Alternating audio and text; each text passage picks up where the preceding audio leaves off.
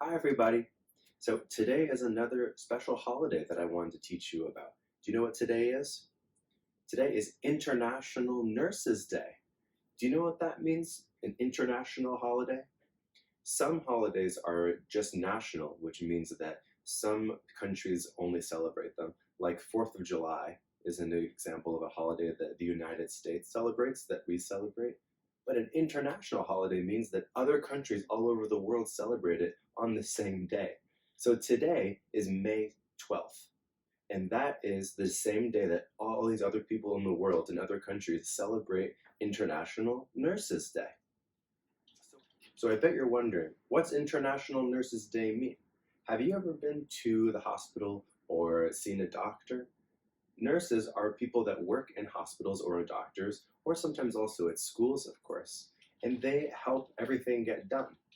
Doctors, they make the big decisions about what's best to help people that are sick in hospitals, and nurses are in charge of making everything happen in a hospital. They have to make sure they understand what the doctor is saying is best for people that are sick. They have to remember everybody's names, what everybody is in the hospital for. They have to stay there a long time, and boy, they do so much work.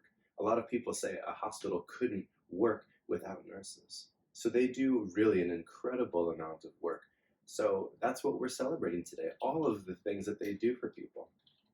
So I bet you're also wondering, what about May 12th is so important? Why do we have to celebrate it today? Well, let me tell you, there was a special person. Her name was Florence Nightingale. And she was such an important person because she was one of the first nurses that was looking at all of the way that we take care of people and said, I think this could be so much better. She was somebody, today is her 200th birthday. She's not alive anymore, but 200 years ago was her birthday in 1820. And it's really special anniversary this year. So when she was alive, she was a nurse, and then she was helping so many different people. And she was realizing that things were not very clean, that there weren't enough people that knew what to do when they were a nurse, and that there were so many things that could be better and safer. So she was the first person to make sure that there were schools for people to become nurses.